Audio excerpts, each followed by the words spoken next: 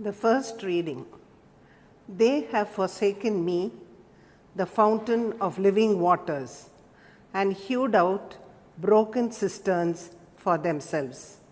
A reading from the prophet Jeremiah, chapter 2, verses 1 to 3, 7 to 8, 12 to 13. The word of the Lord came to me, saying, Go and proclaim in the hearing of Jerusalem, Thus says the Lord, I remember the devotion of your youth, your love as a bride, how you followed me in the wilderness, in a land not sown. Israel was holy to the Lord, the first fruits of his harvest. All who ate of it incurred guilt. Disaster came upon them, declares the Lord. And I brought you into the plentiful land to enjoy its fruits and its good things. But when you came in, you defiled my land and made my heritage an abomination. The priests did not say, Where is the Lord? Those who handle the law did not know me. The shepherds transgressed against me. The prophets prophesied by Baal and went after things that do not profit. Be appalled, O heavens, at this. Be shocked, be utterly desolate, declares the Lord. For my people have committed two evils. They have forsaken me, the fountain of living waters, and hewed out cisterns for themselves, broken cisterns that can hold no water. The word of the Lord. And now we have started to read Prophet Jeremiah, and yesterday being the feast of St. Mary Magdalene, we had the alternative reading. Otherwise, the ordinary reading would be from the first chapter of the book of Prophet Jeremiah, the famous episode of occasion, the call of Jeremiah, how Jeremiah says, I am very, very young, but the Lord says, don't worry, I will put my words in your mouth and you will speak because I am the one who calls you. And a beautiful passage which very many times the religious, the priests, especially those chosen for this consecrated life, we reflect on that a bit more during our retreats. And of course, it's also a beautiful passage for everyone, of all the Christians, because the very fact that we are Christians, most especially the Catholics, we have this call, the beautiful call and the vocation to follow Christ. A wonderful prophet to reflect. Of course, we are going through one by one, and I would again exhort all of you to read the book of Prophet Jeremiah. The Jeremiah would be the heart-rending lament. That's the word of Jeremiah. It's a lament that comes from the heart.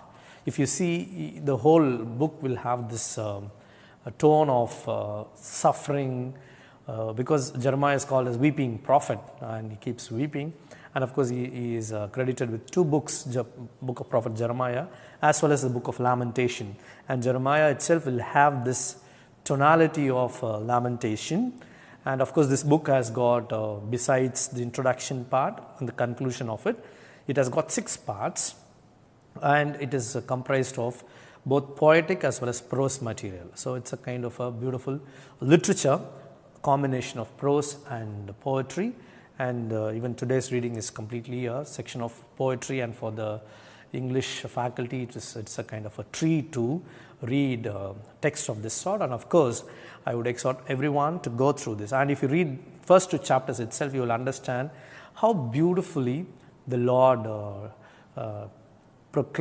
puts across his message through the prophet Jeremiah. And going through a little more on the life of Prophet Jeremiah, his call is a very, very strong call. He had to leave everything and then he has to come and stay very strong, because Jeremiah is a paradoxical figure.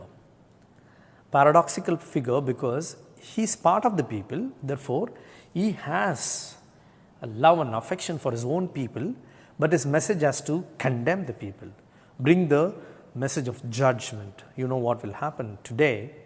We are living in a time where we cannot say anything, even if it is true. We cannot say anything, we cannot criticize, we cannot say something is wrong. Even if it is wrong, people get offended. So the moment you open your mouth and speak the truth, people immediately react, and sometimes the reaction is also completely not justified. It goes in a very exaggerated tone.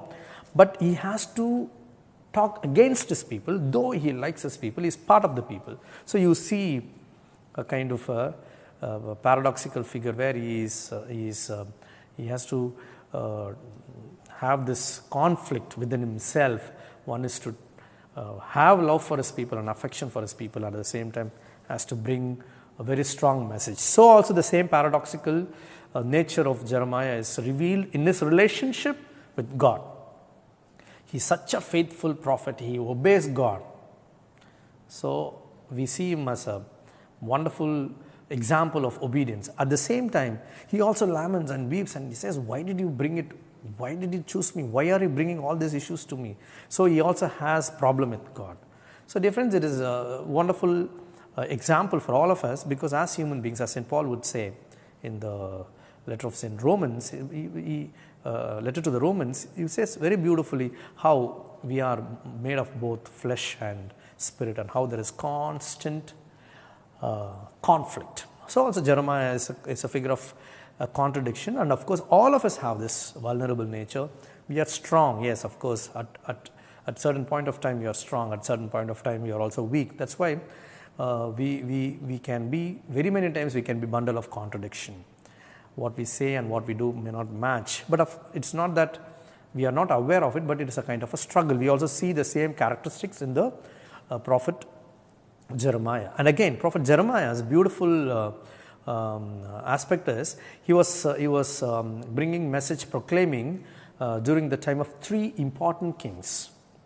He was proclaiming during the time of Josiah, and we all know the reformation of Josiah. He was one of the best, the finest kings, and he did wonderful things. So that was a time, a glorious time. So Jeremiah also experienced a glorious time. And we also have, followed by Josiah, we have Jehoiakim. It's a time where there was he was building up a kind of unrealistic hope among people, though they were all living in sin. He was deviating people. There was a decline in their fidelity towards God. And so he was also prophesying during the time of Jehoiakim, which is completely a kind of a falling, if you see the curve, it starts falling down at that point of time. And again, he was prophesying during even the time of Zedekiah, when the real exile took place.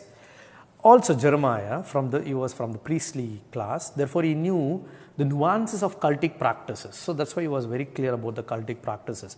And if you have seen yesterday's reading, if you go through it, in the sense the first chapter of the book, there is a reference to Anathoth. Anathoth is not exactly Jerusalem, so therefore Jeremiah is from Anathoth trying to analyze Jerusalem. So another beautiful aspect of Jeremiah is he is not part of Jerusalem, he is away from Jerusalem. So his judgment towards Jerusalem is very, very objective.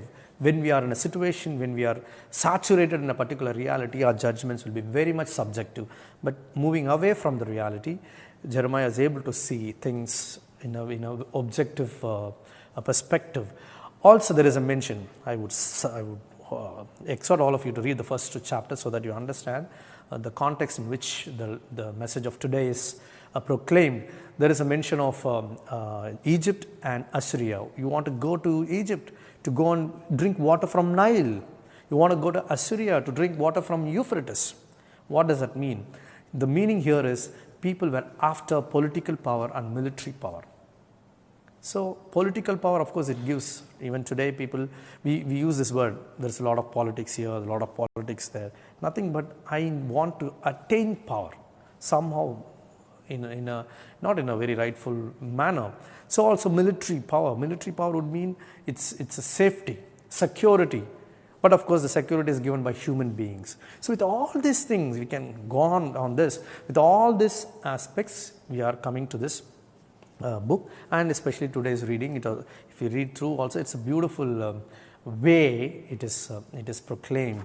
And this is a situation all of us are also right now living in. And God says, you are all going away to some other gods? Yeah, you go.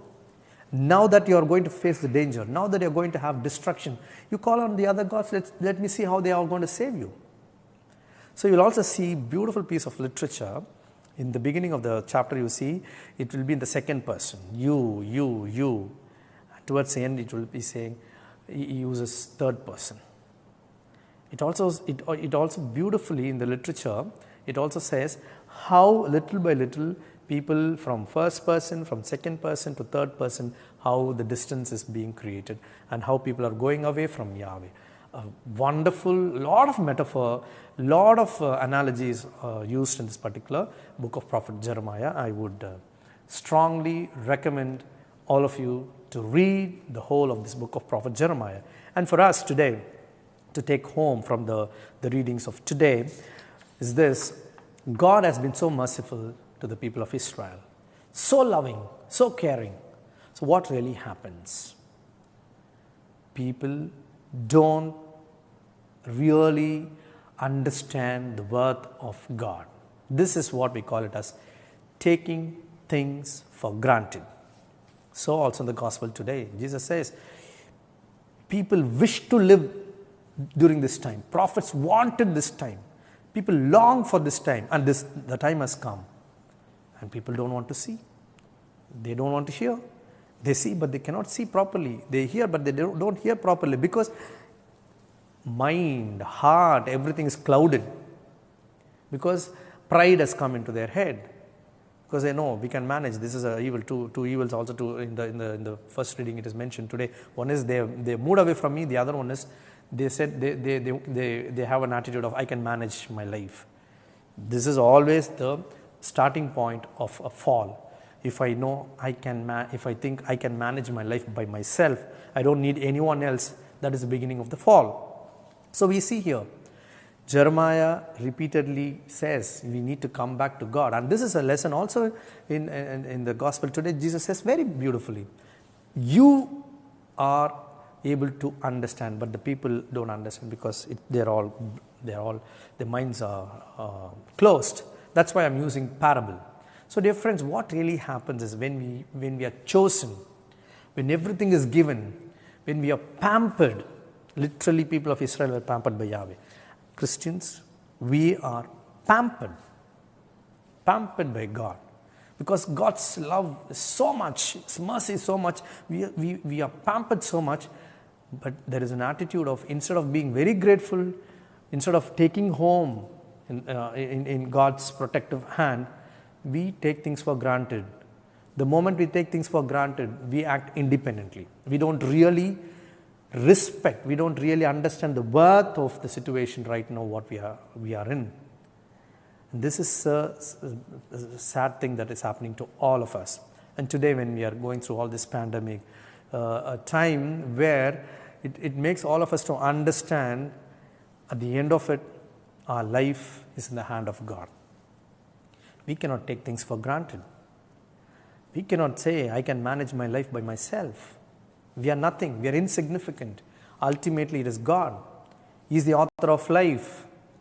This is what people of Israel did. They thought they can manage themselves and took Yahweh for granted and ran behind powers, political powers and military powers. So also the Pharisees and the Sadducees, or people who were in power, they were so much engrossed in power. This is the same situation we are also living in. We are pride-filled, going after power, going after filling our own ego with our own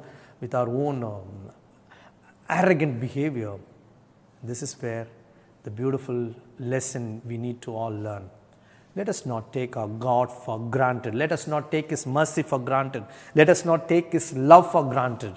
Let us understand the worth of it. The moment we understand the worth of it, we can see clearly. We can hear clearly. Surely we will drink from the life-giving water which God is giving all of us.